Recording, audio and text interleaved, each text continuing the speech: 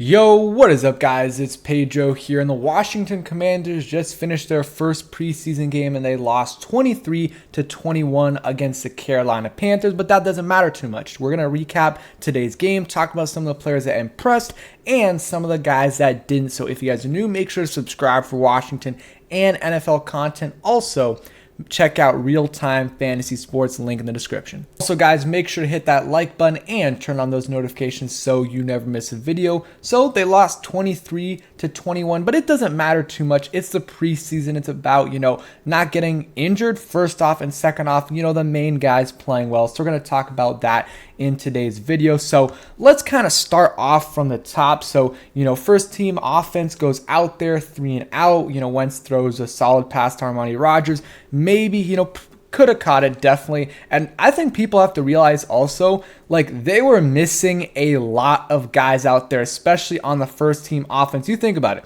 Logan Thomas out. John Bates out. Cole Turner out. And I think Sammis Reyes was out as well, because for sure he would have gotten some reps if he was healthy, but he didn't have his helmet on at all. So I think he was still hurt because he did have that, hamstring injury. And then you had Keith Ismail, who's like the third string center. He was starting. Trey Turner was out. So, a lot of, moving pieces on the offense. But the first team offense, they were amazing, but they were solid. So Wentz went 10 for 13, 74 yards, and, no touchdowns. But, he, drove him down the field for a touchdown with Brian Robinson. He didn't play amazing, but he was solid. Didn't make any really bad throws. There was a couple times where maybe he could have gotten rid of it a little bit sooner. But for the most part, I thought Carson Wentz played pretty well. There was one deep ball where he kind of underthrew it to Terry McLaurin, but I also thought there was some PI on that play, and then one where he overthrew it to Jahan Dotson. But I thought overall, Wentz didn't play amazing. He was solid. Now let's talk about one of the biggest storylines. Antonio Gibson. Man, he really cost himself. So he had 4 carries for 2 yards. Not only that, though, he fumbled right away. Second possession, he fumbled. And what was the one thing he couldn't do definitely not in the preseason, but also in the first couple weeks of the season, is fumble. And that's what he did on one of his first carries. You just cannot have that happen. And, he said he was working on stuff. A lot of people were saying he was doing some things in the offseason to try to get that, down. And unfortunately for him and the Commanders, it happened right away. And they took him out. Right after that happened, they took him out. And, the defense didn't play amazing, but 7 points were because of this Gibson fumble. And you just can't fumble from your own, end zone to the 20 and in your red zone. You cannot fumble. And Gibson has consistently done that. And it really hurts your team. It just, it sucks. So he went out, and, Brian Robinson came right in and was really good. 6 carries, 26 yards, 4.3 yards per carry isn't amazing, but he had a couple, short yard situations which brings down those yards per carry. Had a touchdown, also had 2 catches for 15 yards. He was one of the players of the game. Didn't get a ton of work, but once Gibson had that fumble, he got all the work with the first team. And I put a tweet out when I was at training camp that Brian Robinson was getting some, work with the first team, and some people were like, you're trying to make some drama. First of all, I was just tweeting what I saw, and second off, it's kind of true now. Brian Robinson got all the first team work after Gibson fumbled, and then I was like, okay, maybe they'll just keep Gibson out of the game. No, they literally put him out there with the second team afterwards. That must be humbling for Gibson, and I don't know, at this point it's got to be a mental thing, but it just sucks for Gibson. You saw how frustrated he was. He's a great guy, and he has some potential. I just don't know if he's on his last strike. If he fumbles again, it's going to be hard to put him out there on the field, especially when Brian Robinson plays well. It would be one thing if Gibson fumbles and then Brian Robinson comes in and just stinks up, just doesn't play well. But Brian Robinson came in there, first carry, 11 yards. The next play, he had a nice 8-9 yard catch. So he played well and Gibson did not play well. So that's something right there. Let's see other guys in the first team, let's see, Terry McLaurin was solid, had that one catch and kind of trucked a guy at the end. I love that. J.D. McKissic, man, it was, even though it was only one play, it was nice, or one catch. It was really nice seeing there. He caught it, was pretty open, and then did a little bit of a hesitation spin move there to get a few extra yards. So he played well. Good to see Curtis Samuel out there. 2 catches, 14 yards. Got some contact on him, got up and was fine. It'll be interesting to see the next couple days, see how he is with the injury and everything. But he looked good. Armani Rogers was solid, but again, could have caught that first one. Curtis Hodges is all right. Let's see. De'Ami Brown, I thought was pretty solid. Had those 2 catches for 14 yards, and they weren't easy catches either. Mark and Michelle had a catch. Kyrick McGowan, they were doing some work with Sam Howell, and then Dax Milne, I thought was very, very solid today. Increased his stock for sure. I'll have a video on that actually tomorrow. And then Alex Erickson was solid. Working with the third team, had that long 40-yard catch. It was open for him, but that's what you want from those players, to be able to do that. So he was able to do that. And let's talk about Howell. He's kind of the main story here. He went 9 for 16, 143 yards, and got sacked twice. And no, it wasn't perfect from Sam Howell. It was not perfect. There was times where probably should have been picked off. The last one, with 20 seconds left in the game, I'm not even going to count that because he's just trying to risk it a little bit. And, it's fine if you have an interception in the last 30, seconds of the game. There was another one, though. I think it was on a second possession maybe where the DB probably could have picked it. But Howell had some really, really nice passes, and it was deep passes. It was, a couple of them were short passes for sure, but he had a nice pass to Mark and Michelle, to Kyrick McGowan, so those were nice. And he had that deep bomb to Kelvin Harmon where he kind of threw it perfectly, where, the defender almost touched it, but he threw it high enough to where he didn't. Harmon drops it, then goes out of bounds, comes back in and catches it, but you can't do that. But I thought, Howell, for the most part, played really well. And you're going to have those growing pains. You're going to have those plays where, you make a mistake, but, that's expected for a rookie, especially a 5th-round rookie. And also, ran the ball 3 carries, 19 yards, had 2 touchdowns. And the first one was so nice. He had kind of like that pump fake a little bit, hesitation, and, makes that guy miss, scores a touchdown. Other one, goal line. I thought that sucked for Jarrett Patterson because I thought he was in for sure on the play before, and I was like, just give it to Jarrett Patterson again, give him that touchdown. They didn't do that, and Howell got the touchdown. But it is what it is. But Howell looked good, probably the player of the game for me. And I think Heineke, I didn't think he had a great game. 4 for 9, 1 interception. The interception wasn't great. He also had a couple, passes that were misfires. Milne was open on a play, should have gotten a pass, to him. And yeah, I don't think Howell's going to overtake Heineke, but I do think that was not a great showing by Heineke. And let's see, he did have 2 carries for 14 yards. He had that nice 11-yard run, but Howell is playing well. I just think they're going to have him as a 3rd stringer for now. And if Heineke really struggles, then maybe they'll have him as the back or the 3rd stringer. But at this point, I think Heineke's job is pretty safe as a backup. Jonathan Williams also had a pretty solid game.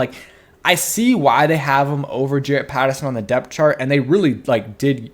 Jarrett Patterson was in with the 4th team, or he was the 4th running back behind Williams, Brian Robinson, Gibson, and obviously McKissic. But McKissic is kind of different. But yeah, he looked pretty good. 5 carries, 31 yards. So that's kind of it on the offense. Now let's go to the defense and special teams, and we'll come back to some other things as well. So kind of takeaways. The defense didn't play amazing, but again, 7 of those points were kind of They were the offense's fault, or not even the offense's fault, Gibson's fault. But let's talk about the first team. I thought the first team, and I kind of had some notes for this, so I'm going to bring this up. I thought Daniel Wise played really, really well today. Where is he? I know he's here somewhere. He had a sack and some really nice pressures. I'm trying to, there, his name's right there. Had 1 sack, had a couple quarterback hits. I think, yeah, he was always in the backfield. He played really well today. I think he was probably the player of the game on the defense, or at least one of them. And I thought for the most part,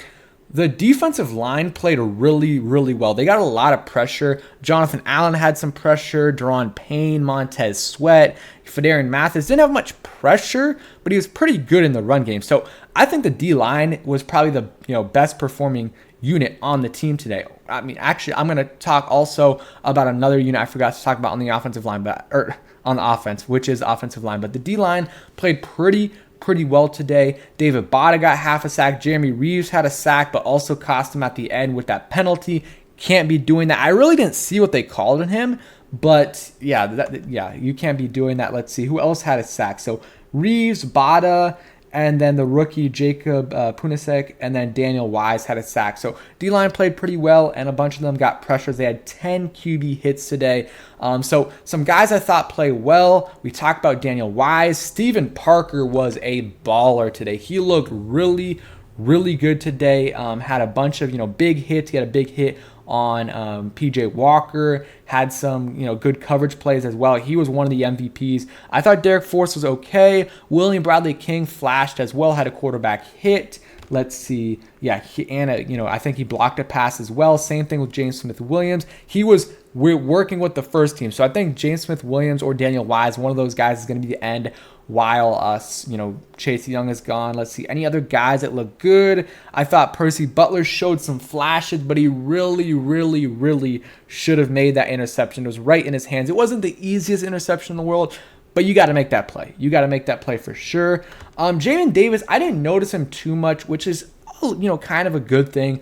He had one tackle and didn't see any big mistakes from him, so that is good for sure. Bob McCain had that. I forgot. He had a nice. Daniel Wise got some pressure on a play, and then William Jackson III and McCain were in coverage. William Jackson III was solid in coverage, but he couldn't quite get his hand in there. But Bob McCain had that huge hit, so that was good. And then Milo Eifler also had a big hit. So some guys that struggled, in my opinion. Let's see. David Mayo didn't play great. He just slow out there. I mean, there was some good stuff that he did, but I didn't, love what he did. Danny Johnson, I thought he struggled. He had one play where he had some really good coverage and kind of tipped it a little bit, but he was getting cooked out there. He was getting cooked, and I felt like the secondary looked worse than it actually was, because for the most part it was like one or two guys that were just getting cooked the whole time, and the quarterback was smart enough to just target that guy. Like for the first team was Danny Johnson. I didn't really notice Benjamin St. Juste. I'm pretty sure he was playing, but I didn't really notice him that much. But Danny Johnson didn't look good. Bosby, the cornerback they recently signed, he did not look that great as well. They were picking on him. DeJuan Neal, I didn't think he looked great as well. So those are kind of the guys, in my opinion, that didn't look that good. I'm trying to think of other guys. Jeremy Reeves had the sack, which was great, but that, penalty at the end really killed them, so can't be doing that for sure. I'm trying to think of any other guys that struggled a little bit. Yeah, that's kind of it. Maybe I'll come back to someone. Let's go to the special teams. So Joey Sly missed extra point, should have made that. That was unfortunate. Carrick McGowan, I thought he really struggled on kick returns. A little bit of it was blocking, but a lot of it was him as well. And I know because they're pretty much telling him to return every one just to see who's good. So I understand some of them, he probably wouldn't return an actual game. I didn't think he looked great, though. Averaged 20 yards per return. Matt Cole had 27 yards. That was solid. And then Alex Erickson, 1 for 19. Dax Milne had the best punt return of the day, 1 for 12. And then Erickson had 1 for 1. That was a lot of work for that one. And then Matt Cole had 1 for 8. And then Joey Sly missed the extra point, and Trestway was, he was solid. And then let's talk about the offense. So Scott Turner was in his bag today. Scott Turner looked really good. And if you guys want to see the stats again, there they are. Scott Turner looked really good today. I was really impressed by what he did. I just saw some different things that I didn't normally see out of this offense. The 2-point conversion was nice. He kind of struggled with that a little bit early on the first couple years, so that was great to see there. I just saw some things that I really liked, some more creative plays, and spreading the ball around to everyone, giving everyone the opportunity to show what they have is something that I really like from them. And then I think offensive line, for the most part, played pretty well. First team looked good, and again, you have Keith Ismail in there, who's not going to be playing. He's not going to be starting because Chase Roullier will be back, and then maybe even Larson will be back as a second teamer. And I'm trying to think. And then Trey Turner was out as well. So offensive line wasn't the first team, But the offensive line for the most part looked good. Cosme, Norwell, all those guys like Keith Ismail looked pretty solid. And then the second team was like a really big drop off because Sadiq Charles wasn't playing, Trey Turner wasn't playing, and again you had Keith in there, as the second teamer. But like I thought some of those guys played pretty well. Chris Paul impressed me. I think he's gonna make this roster. He looked pretty solid. And some of the other guys looked, pretty solid as well. So impressed by the offensive line. And, I guess I shouldn't be surprised because John Matsko, is really, really good at doing that. So that is just something I noticed. And I forgot on defense, I thought William Bradley King had some good plays. He, batted a ball down and got some, had a QB hit and just looked good overall. So, not an amazing preseason game, but, I think it was a successful one because in the preseason, you wanted to kind of go through a bunch of different situations to prepare yourself for the start of the season. And, they got into even though they weren't successful at all, all of it, they, came back a little bit and scored a touchdown in the last 5 minutes of the game and then worked on their 2 to 3 minute defense. Of course, that wasn't great. And then they got some time at the end to try to score a last second touchdown. Those situational, plays are good to have and are good to practice. And another thing, Doc Walker, like I know a lot of, or not a lot, some people